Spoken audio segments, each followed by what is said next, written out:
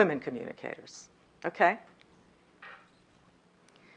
So now that we've made those two decisions, and ideally strategically and quickly, you've got to decide about some of the language you're going to use in a presentation. That's what phrasing the message is. Now, phrasing is not speaking. You know, I'm speaking right now. That's not phrasing. Phrasing is a choice of language. And the more, let's say, the more complex the concept you're discussing, the more important it is that you choose a way of phrasing it ahead of time that will captivate your listener and captivate them very quickly. You're looking for efficiency here in language. So you've decided what you're going to say. Now you've got to decide how you're going to say some of it. And here are some cliches. Anytime you communicate, whether it's in speaking or writing, you have to be clear and concise. Correct? Yes. Cliche.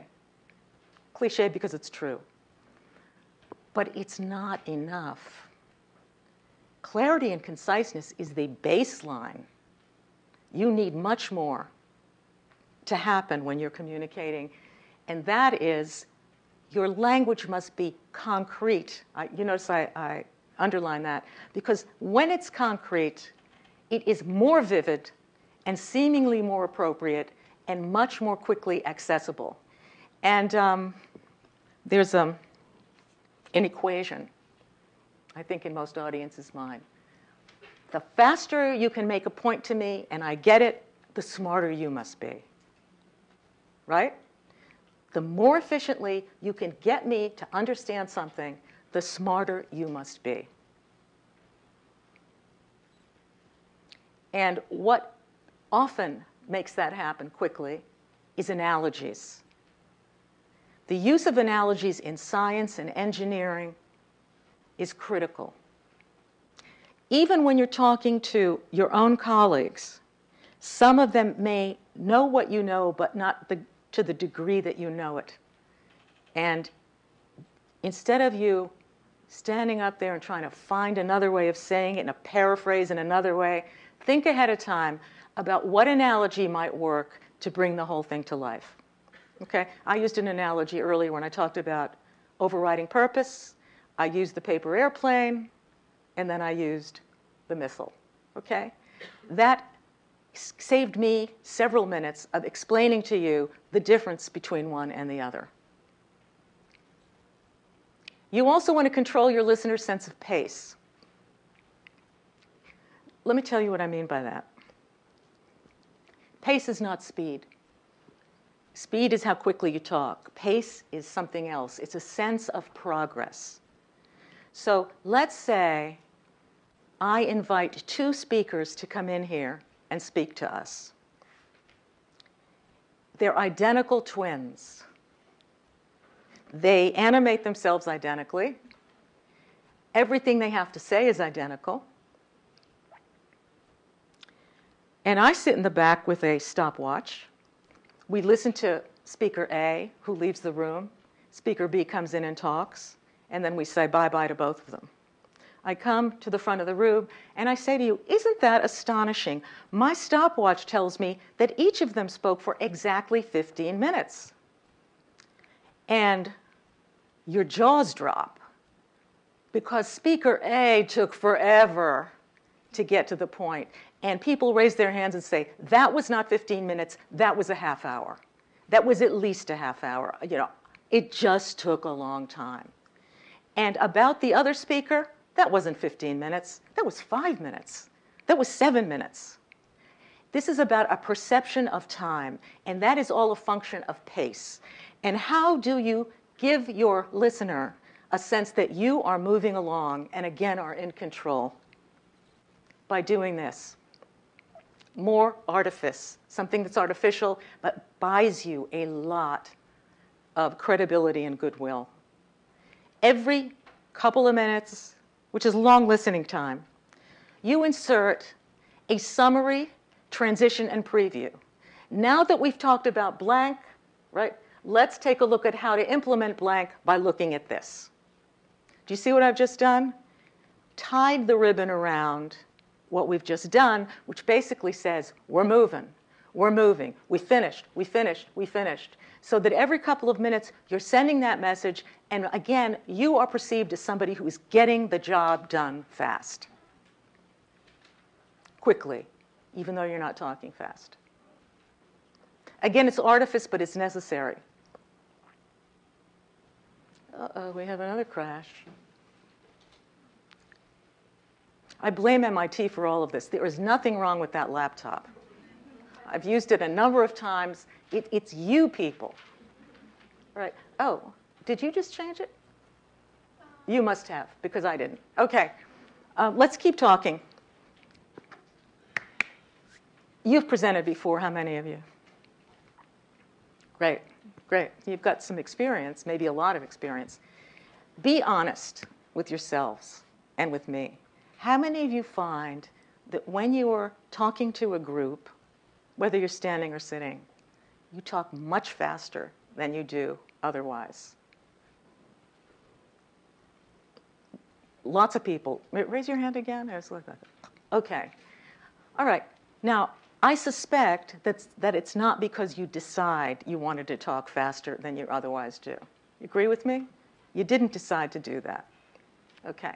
And how many of you, if it's not about yourself, notice that your peers speak more quickly when they are presenting than they otherwise do?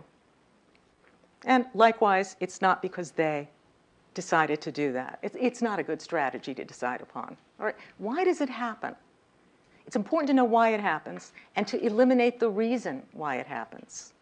And I'll tell you my theory, and I'm pretty confident in this.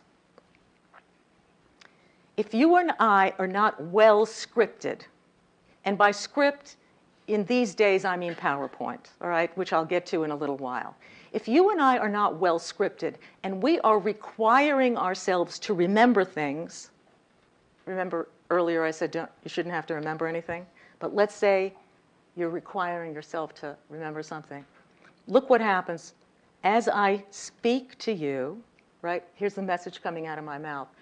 My mind is frantically looking to grasp the next idea, right? What's next? What's next? The minute I capture that idea, I don't want to forget it. So I go, right? I've got a good reason for that. It's logical. I don't want to forget. But in the process, I am running myself into the ground with that kind of speed. So the way to even out the way you speak, and by the way, don't you think that somebody who talks too fast is what? Nervous, right? Now, if you were a salesperson, you'd think that they were, of course, evil and trying to sell you something, right? It could Ponzi scheme or something. But it is a sign of nervousness. So for that reason alone, you want to make sure that you don't have to speak quickly. And that's what step 4 is all about. Step 4 is about recording.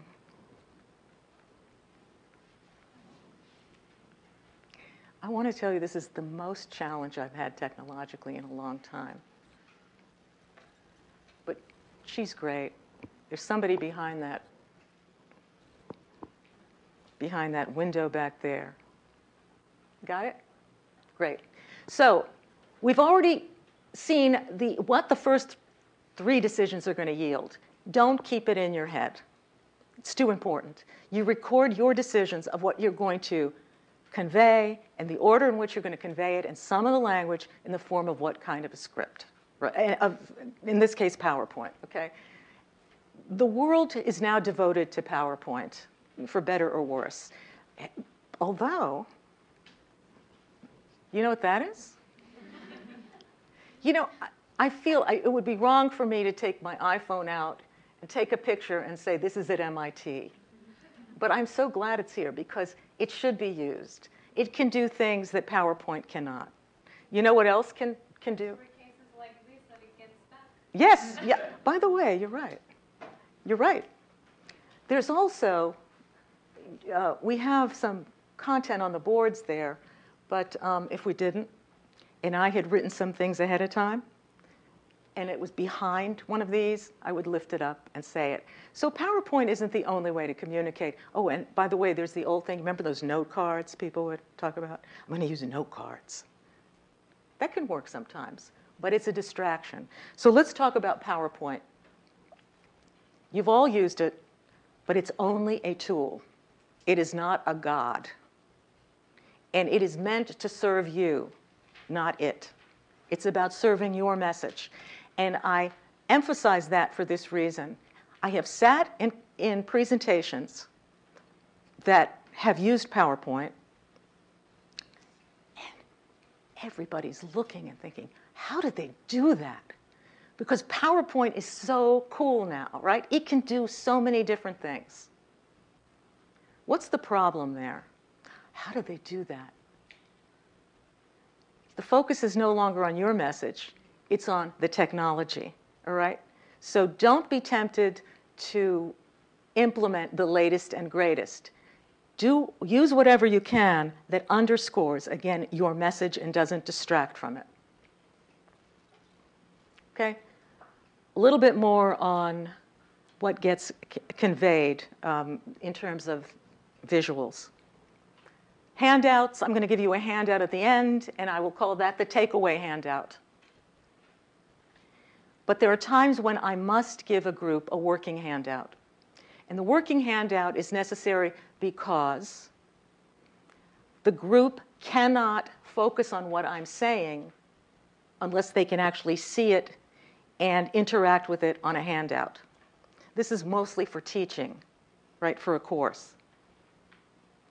You want to ask yourself if you would benefit from having a handout, whether it's the working handout or the takeaway handout, because a handout is about control. It controls what your listener remembers. It controls your take on the material. And it's a reminder of you and your mastery of the material, right? You continue to communicate through the handout. So seize that opportunity. Visual aids, PowerPoint, handout, whatever, stats have been aggregated about all of this. And I won't read this to you, but if you take a quick look at it, you will see that in every area there is a terrific advantage to using visuals. People are more impressed. Their retention is greater. Their learning is greater. You know, good, good, good, good. All because of slides, all because of handouts. And now, and only now, is it fair for you to think about your delivery skills and to judge them, all right? That is after you have given yourself every opportunity to enhance those skills by preparation. They're all recorded in the form of a script. PowerPoint in my case, and in many of your cases. Speaking effectively is important because it is a vital element of you looking good, sounding good, and controlling what the listener thinks. So I'm going to hope that it comes back. Right? I'm going to speak those 5 words several different times. And after each time I speak it, I'm going to pause so that you, as a listener, can do a mental paraphrase of what I've just said. Okay? There's no right answer to this. You do a mental paraphrase. Uh-oh. There we go. Right, so you have to close your eyes for this. No cheating. Okay? Okay, here I go. Your eyes aren't closed over there. There you go. Okay. I believe you are right. I believe you are right. I believe you are right. I believe you are right.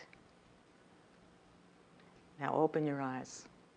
How many of you perceived there was more than one message there? Okay, let's keep the numbers going. How many of you perceived 2 or more? 3? Good, good. Okay. Actually, 5. How many of you got 5? Paraphrases. Good. All I did was this. All I did was move the emphasis along the sentence one word at a time.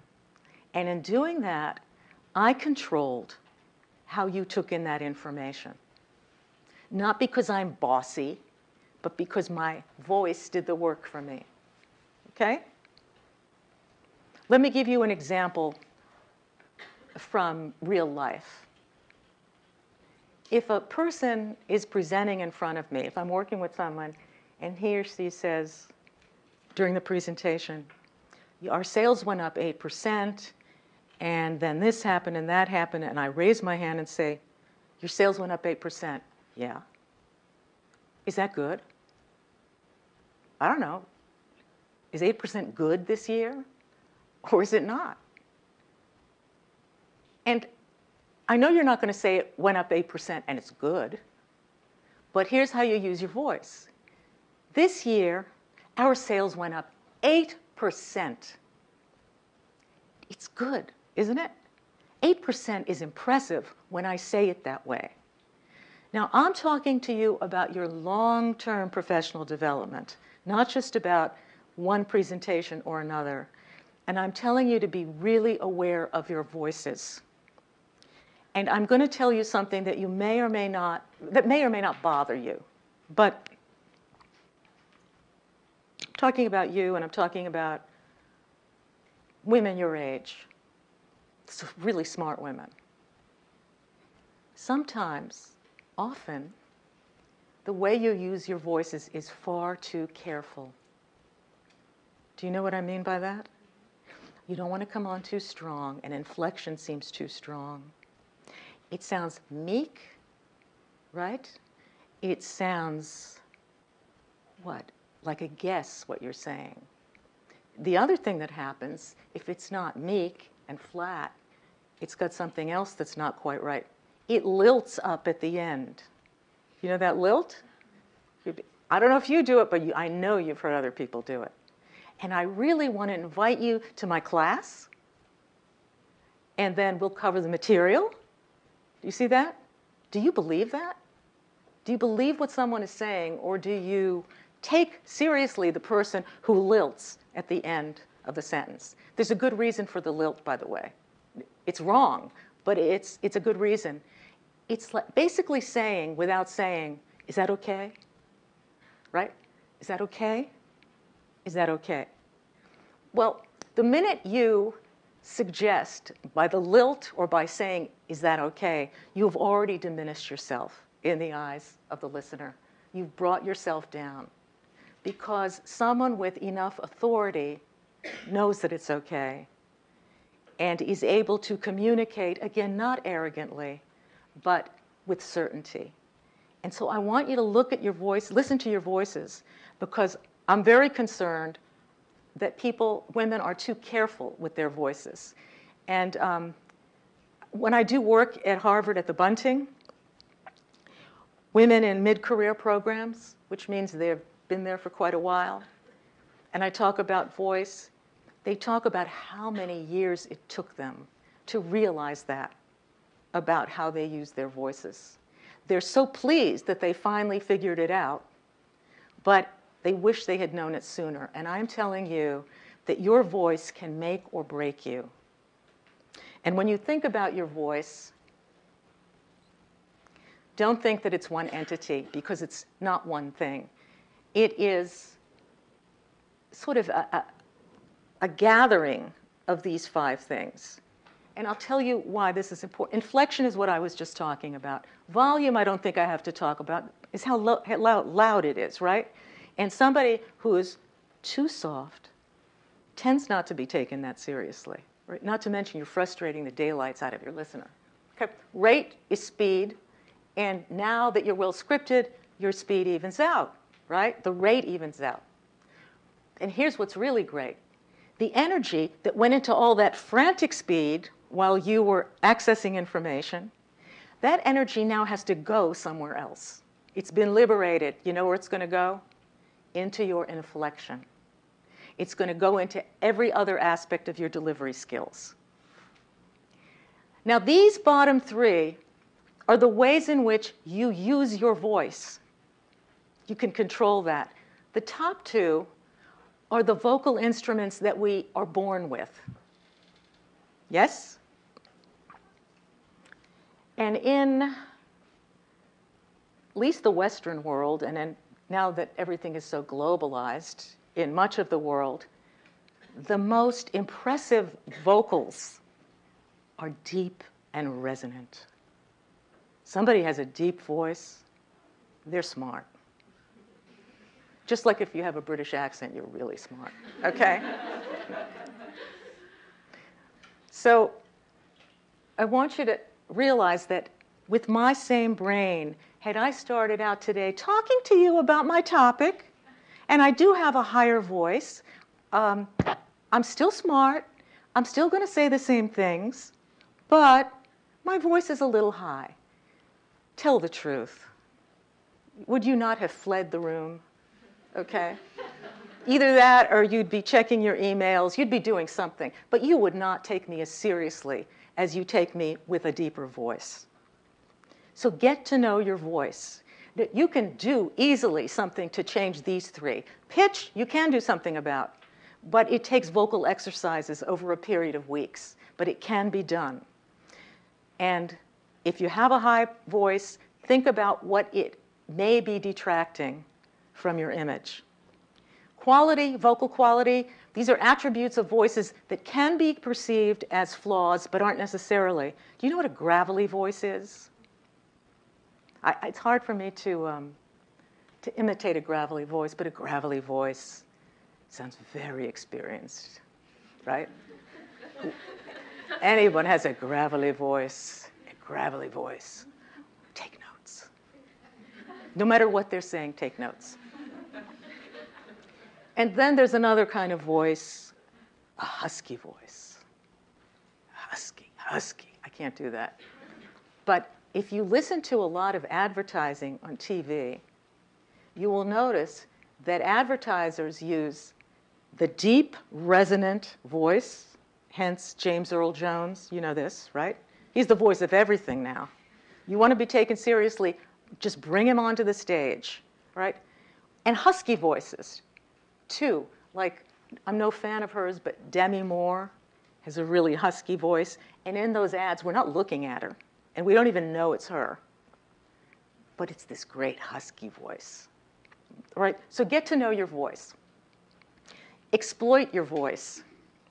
And if you can't exploit it, find ways of altering it. One more thing about voice. When you make your outgoing messages on your voicemails, you do that still, right? How many of you, when you record it more than once? Okay, why? Because you have a good instinct, right? It needs to sound good. And it didn't sound good enough that first time. And maybe not that second time. You want to get it just right. You have a good instinct about the importance of voice. There's something else, too. When you present, people are seeing you and hearing you. But there are times when you are presenting via conference call. That is, people only hear your voice. So however good your animation in other ways, your voice has to do all the work in representing you.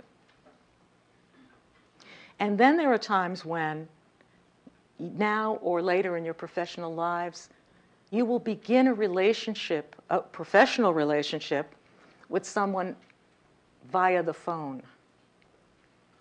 Now, you've all done that, haven't you? You haven't met the person, but for some reason you have to talk to that person or work with that person, and you automatically conjure up an image of what that person is like by the voice on the phone. So think about what people can conjure from your voice. Get to know it, and the only way you can get to know it is not talking to yourself, right? It's by recording it and listening to it carefully and having a peer listen to it with you. Not necessarily, in fact, let me not qualify this, not a loved one. A loved one knows you in a different way, right? They want to hear something soothing from your voice, maybe, or loving. You want a professional voice, so you want people who are related to you professionally to give you an honest assessment of your voice. And now, the biggie for all communicators, and especially for women, nonverbal communication. That's the communication that happens not by voice, but in every other way. And again, we're stuck, but I'm going to keep talking here. Nonverbal communication is everything that can be seen. It's your posture. It's your gesture. You want to have gestures? Well, you should. They should be emphatic. This is not a gesture, right? This is kind of like you think it's important, but no, not really. All right? You want an emphatic gesture because that sends a message about the importance of what you're saying. Your body is speaking as clearly as your voice. And I promise you that if there is a disconnect between what you're saying vocally and what you're saying non-verbally, your listener is going to believe much more of what they see than what they hear. Bank on it. What gets seen is much more impressive, locks in at a much deeper level than what gets heard. All right, so let me go on with the stuck. It's still stuck, but I think I can do this a little more. I definitely want to see the slide on dress. Can you cue that up?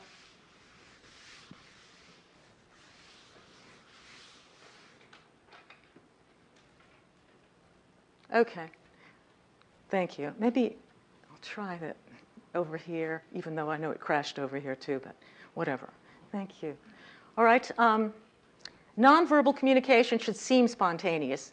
The word seem, it shouldn't necessarily be spontaneous. You should decide ahead of time what you want your nonverbal communication to be and what you want it to look like. And then you should adjust things so that that happens. It looks spontaneous in the moment, but it's really something that has been strategized. Your nonverbal communication is appropriate to the audience and the occasion and the topic.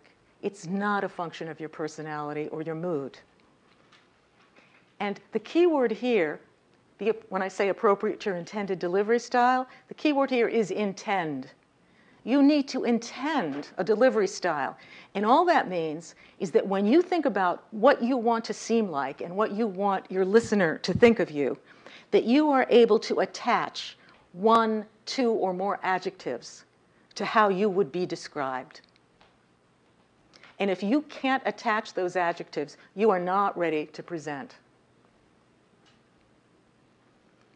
And please be ambitious about that.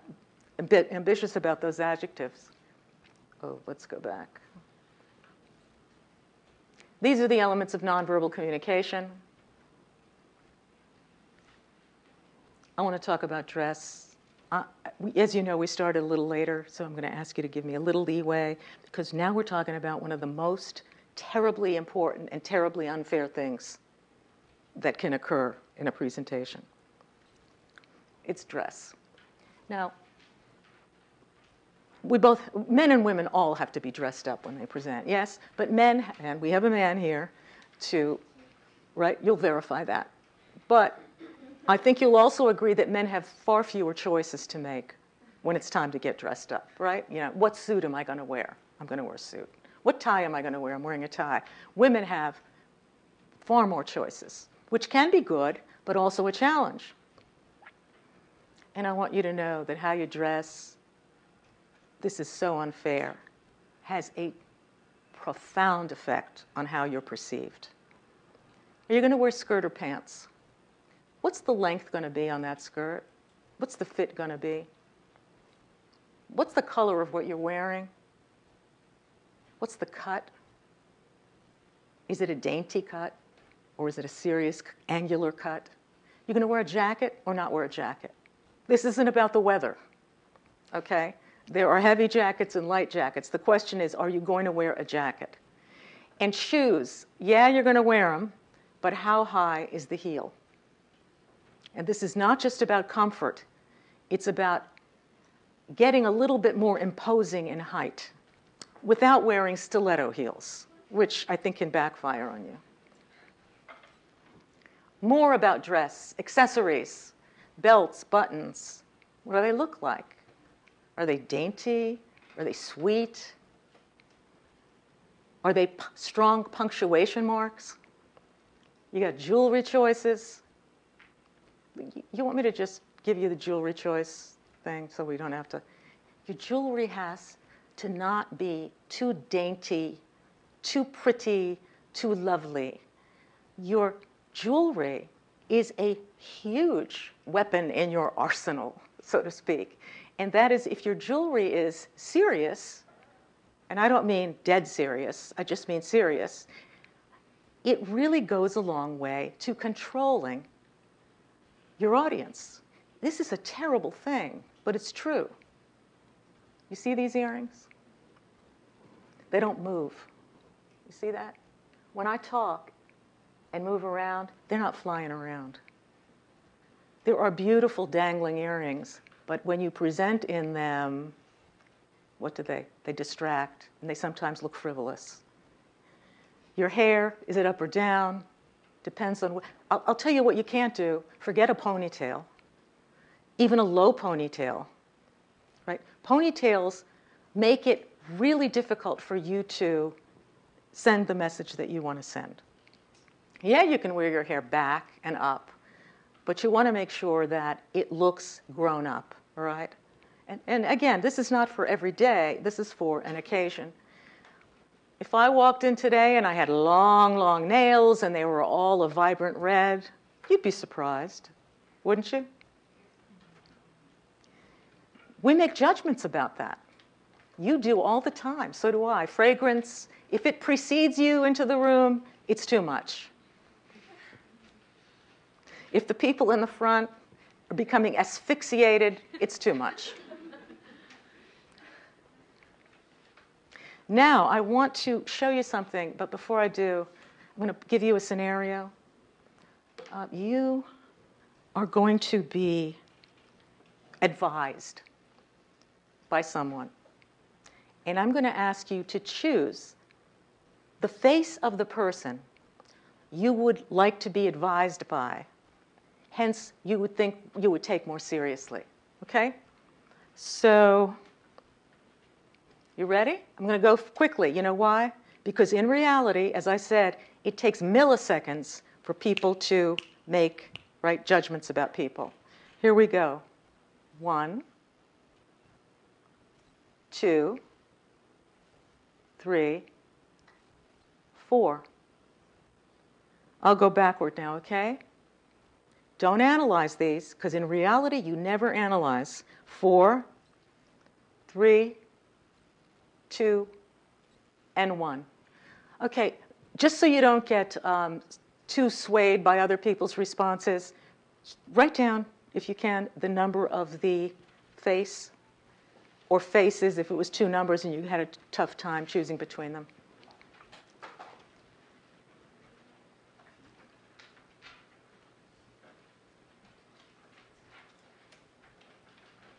Everybody has you got a grasp of your number there? Okay, how many people chose 1? Number 1. How many people chose number 2? How many people chose number 3? You can only, is everybody choosing more than 1? A whole lot of you? I'm seeing so many more hands than I can imagine are in the unless they're octopi out there. Okay, and how many chose number 4? Okay. You? Who did? Both of them. What do you mean, both of them? Who's the? There's another guy? There are 2. Where's the other one? Oh, well, I think we just answered the question of what the difference is between these people. Okay, this is, by the way, this was an experiment done by the Procter & Gamble company, and it, they did it the right way, scientifically. with the other group, et cetera, et cetera. And basically, just about everybody who responded thought that face number 3 was the one. And they thought face number 4 was really close. And if you ask them what was the difference between the two, they'd say that face number 4 seems a little too glamorous, right? There's only one difference among these faces because it's the same person. What is it? Makeup. Makeup. You probably don't think about that when you make a presentation. You guys, how much makeup do you really wear? Okay. Makeup isn't for being pretty, not in a professional context. This is not being pretty and attractive, etc. Makeup is about emphasis, right? It's about bringing to life and looking healthy and therefore impressive. Makeup is nothing more than punctuation. You're not looking to look glamorous. You're looking to look there. It establishes a presence. And too many studies show the same thing. So I'm not telling you load it on. I'm not telling you Lady Gaga should be your role model, right? I am telling you to realize that most people chose 3. Actually, 3 got more votes than anything because, again, 4 veers into glamour at night. The only difference is that they all look good. They've all got the same brain. But one of them's brain looks like it's coming out of her head there. That's what you want. So the question is dress. Is it a vulnerability? Yes. Is it an opportunity? Absolutely. If you realize that your dress sends a message about you, whether you decide what that message is or not, you can control that message, right? You decide what you want to look like. Creative, be creative. There's something you really, really, really want to wear it. But make sure that if it's iffy, you know what I mean by iffy? If you think, wait, maybe there's a little too this or a little too that, make sure you're wearing something else that counterbalances it, right? That's all I mean.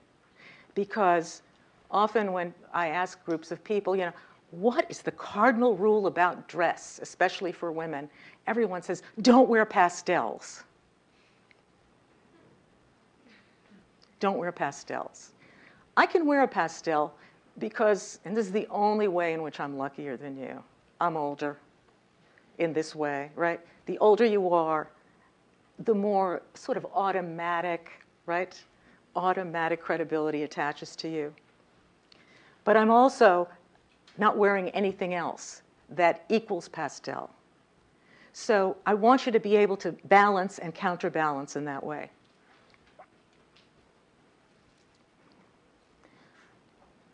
This is so important, and I am frustrated that we did get started later. Do you mind going a few more minutes? You do mind? Oh, no, you don't mind. Okay. She's saying, yes, I mind. All right. Here's the thing. Yola, I want you to stand up. This woman is a saint. Turn around. She's a saint. She's my contact person for this event. I drove her absolutely crazy. You'd never said it, but I had to have, in choosing the venue here. When I talk about an environment, I mean to whatever extent you can control an environment, control it. Because we looked at all kinds of rooms, a couple of amphitheaters, a couple of classrooms, and I said, no, no, no, no. A couple of the amphitheaters had no central screen. They had 2 big screens on the side. Did I want that? No, I'm not going to shuttle back and forth between 2 screens, one for this side of the room and one for that side of the room. That's why I didn't choose those environments. There were classrooms. They were well equipped enough for my course, but they looked like classrooms. That's not an event. That's just a class, right? Everything sends a message. You see this space that I've been walking around in? When we first came here, there were a couple of tables in that space. I did not inherit that space.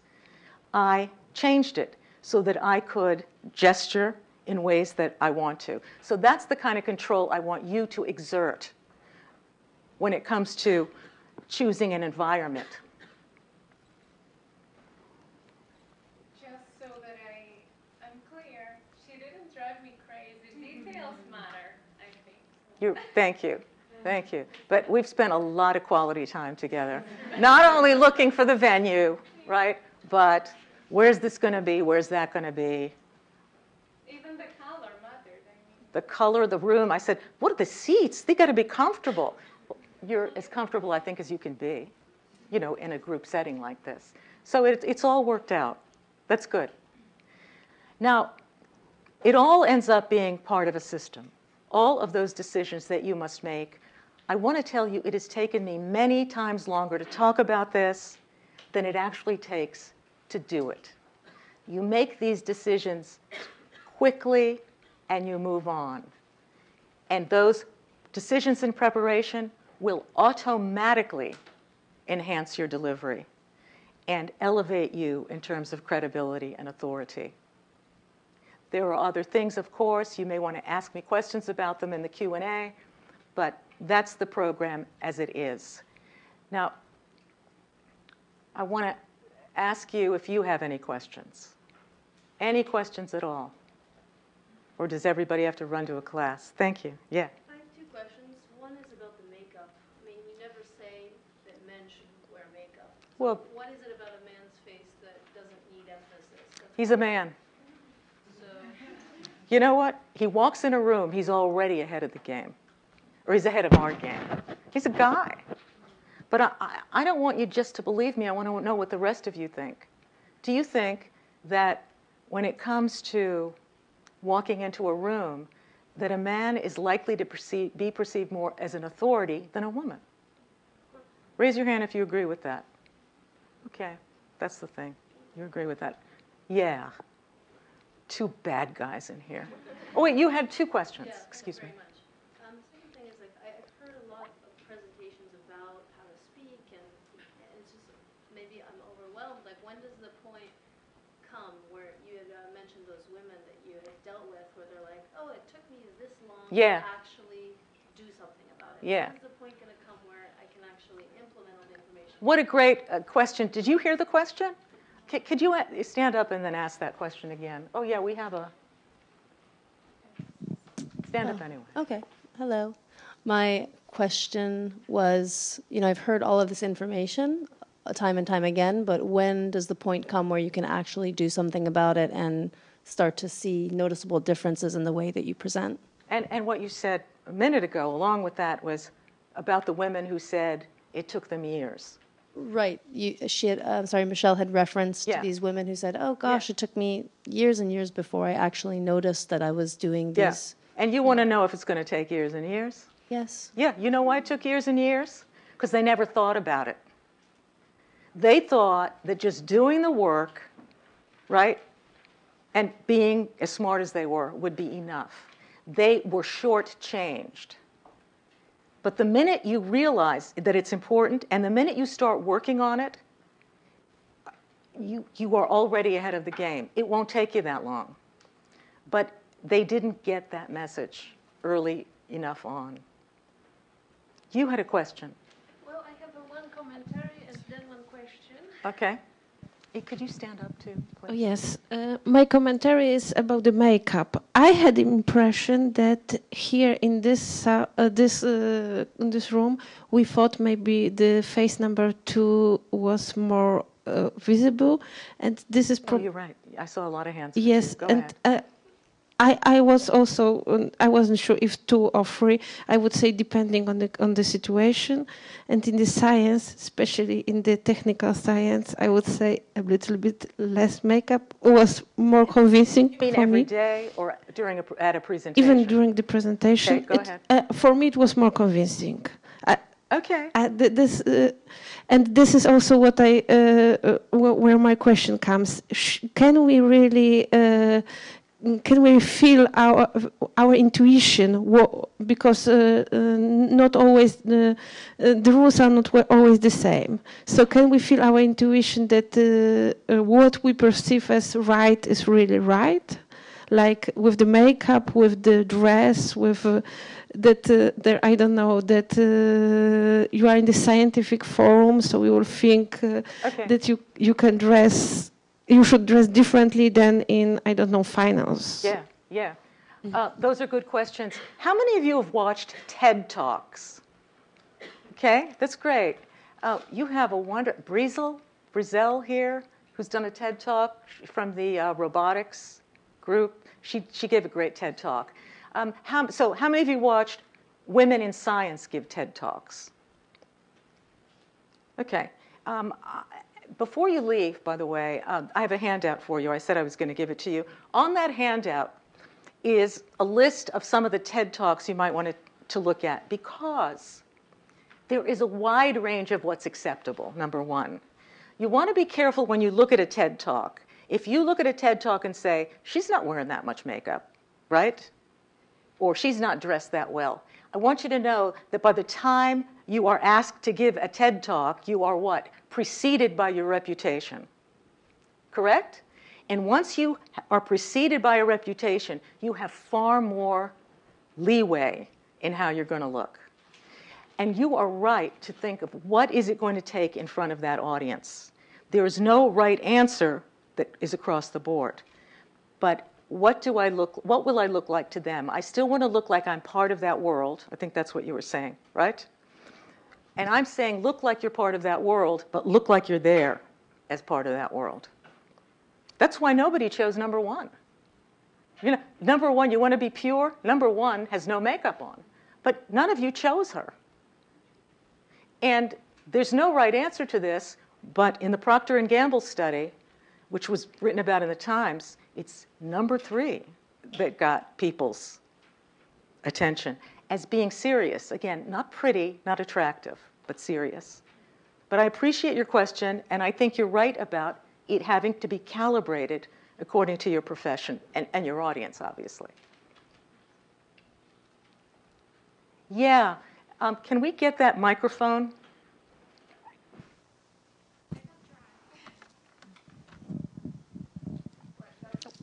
It's coming. It's coming. So regarding questions from the audience, are there situations where you would rather have people interrupting you and having a more interactive presentation? Or I guess my question is, when would you rather have questions from the audience during your presentation and when you would have them in the end? Okay, that is a great question, and I'll tell you there are times when you do want people to ask a question as it comes to them. And I'll give you an example of when that is absolutely necessary. If I'm talking to you about a series of things, and for you to understand point C, you better have understood point A and B, right? Then when I'm talking about A or B, I want your hand to go up and say, you know what, could you clarify that, right? And by the way, if I'm the speaker and I do want you to interrupt so that I can clarify, I will invite your comments and questions. And you know how I'm going to invite them? Well, let me tell you how I'm not going to invite them. I'm not going to say, did anybody out there not understand what I just said? Are you really going to raise your hand? You're going to look around and say, am I the only one here? And nobody's going to take a chance. What I will say when I invite them is, how many people would like me to clarify or believe that I should clarify this point? And I will do the same thing. And absolutely, when one thing builds upon the other, you absolutely want to invite people to interrupt you. One thing that I do say to people is, if you think that this question or comment, especially question, needs to be answered right now and cannot wait, then go ahead and ask it. But be sure that it really needs to be asked right now. That's a good question. A question about a question. Yeah. I don't need to really need it out pretty well. Yeah, you're good. I appreciated that list that you had. And Which one, though? The one where you're saying, what is your main intention? Yeah, yeah. So I am a staff member here. I'm probably the same age as some of these women, but much of what I do is communicate. And so when I present, it's important for me to connect with the audience, which I don't know if that was there, but entertain was one of the Yes, it is. So I think it's important for maybe you to address that a little bit, because even if you're credible, even if you speak loudly and do all the things that you said, if you don't connect with the audience, you're less likely to achieve what you'd like to achieve. Absolutely. And every opportunity to engage with someone is an opportunity to build a relationship, which is important. Yes, yes, yes. Did everybody, can you hear her? Okay, good. I want to emphasize one of the last things you said. Every time you communicate, it's an opportunity to build on a relationship, and I completely agree with that, whether, again, it's a stand-up or whether you're in a meeting or whether you're even in the hallway talking to somebody, okay? You want me to talk about entertain? When is it okay to do that, or? I'm suggesting that entertaining or being charismatic might be a way to help connect. It absolutely is. You don't want to be dead serious, but you want to decide when it's okay to start being more casual. So I'm going to tell you something. If you start out relatively serious, warm but serious, you can always get more casual. If you start out casual, you can't get more serious. People just won't take you that seriously. So the sequence with which you run these things is important. Start out serious and warmly, and then, if you want, get a little more casual and connected. That's a great question. I think we can have one more question. All the way in the back? Hi, I was wondering whether you ever have young female clients who feel more insecure if they're asked to follow exactly this huge list of things, like basically asked to be more accepted by white males or sound like white males. Okay. I don't want people to sound like white males or seem like white males. I want them to be taken seriously and as authorities.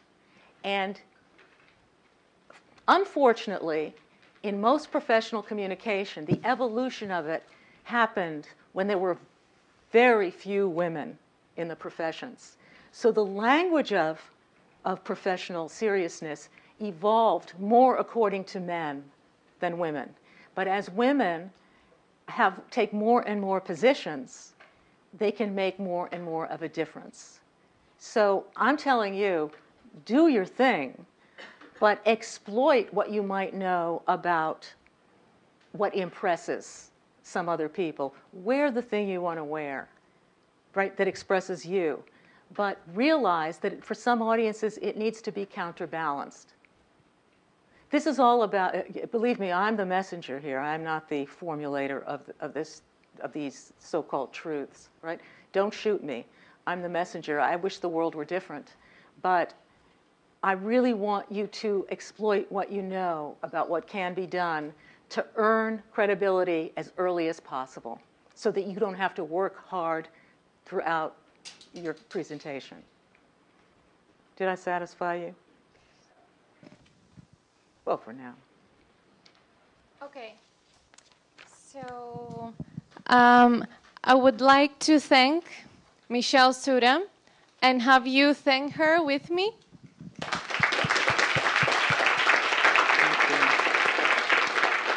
Thank you for a very inspiring and empowering talk. I've talked with you more, so I know there's much more in it. So, yeah, there's much. But I'm thank so you for frustrated. There's so much more, and it's frustrating.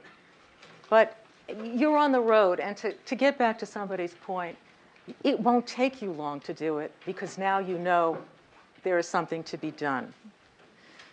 And you'll still be yourself. You'll just be able to exploit and communicate different aspects of yourself or different facets of yourself. Please stay in touch. So we the also handout will tell you how.